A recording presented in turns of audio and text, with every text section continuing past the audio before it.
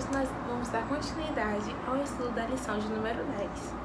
E hoje vamos estudar o segundo tópico, que tem como título Um Porto Seguro. Letra A.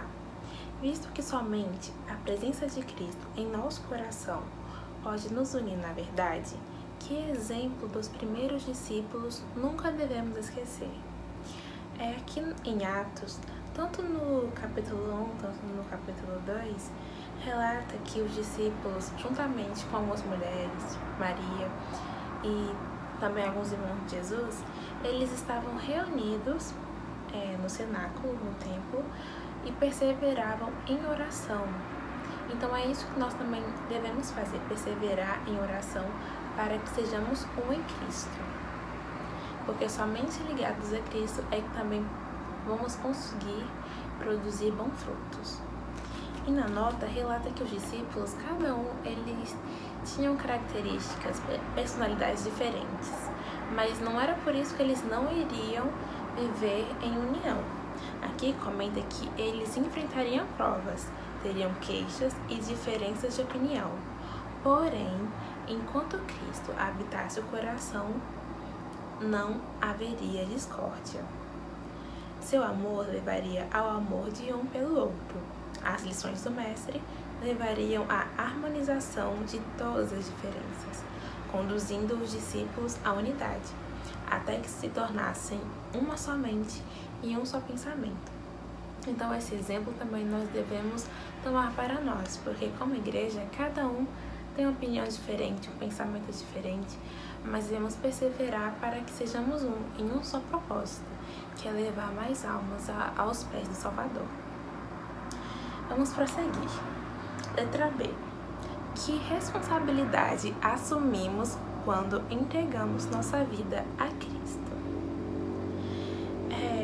Em 1 Timóteo, capítulo 3, versículo 15, relata o seguinte: Mas, se tardar, para que saibas como convém andar na casa de Deus, que é a igreja do Deus vivo, a coluna e firmeza da verdade.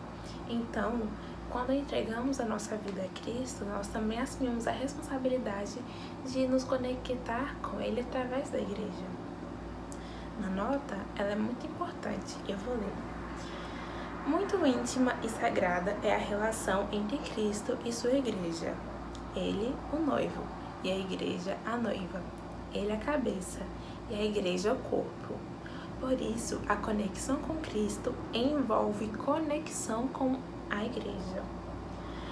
A igreja está organizada para o serviço e a conexão com ela é um dos primeiros passos de uma vida de serviço a Cristo. A lealdade a Jesus exige o fiel desempenho dos deveres da igreja. Então, quão importante é a igreja? É claro que, infelizmente, há muitos irmãos que não podem congregar por diversos motivos, por conta de enfermidade, talvez por estarem impossibilitados por causa da distância, mas vamos ver na terceira pergunta, letra C, que é um privilégio congregar. Então, se você tem essa oportunidade, não deixe de congregar, porque é muito bom. E na letra C, diz o seguinte: que privilégio Deus estende a cada membro da verdadeira Igreja de Deus. Em 1 João, capítulo 1, versículo 7, diz o seguinte: Mas, se andarmos na luz como Ele na luz está, temos comunhão uns com os outros, e o sangue de Jesus Cristo, seu Filho, nos purifica de todo o pecado. Já em Hebreus, relata: E consideremo-nos uns aos outros, para nos estimularmos à caridade e às boas obras, não deixando a nossa congregação como é costume de alguns, antes admoestando-nos uns aos outros, e tanto mais quanto vedes que se vai aproximando aquele dia. Então é um privilégio que Deus nos estende, congregar, estar em comunhão com os irmãos, porque isso também vai nos ajudar na nossa carreira cristã. Às vezes estamos com dificuldade que com o testemunho e com exemplos de outros irmãos, nós tomamos mais ânimo e coragem para prosseguir. E é um privilégio congregar e estar na presença de Deus juntamente com outros irmãos.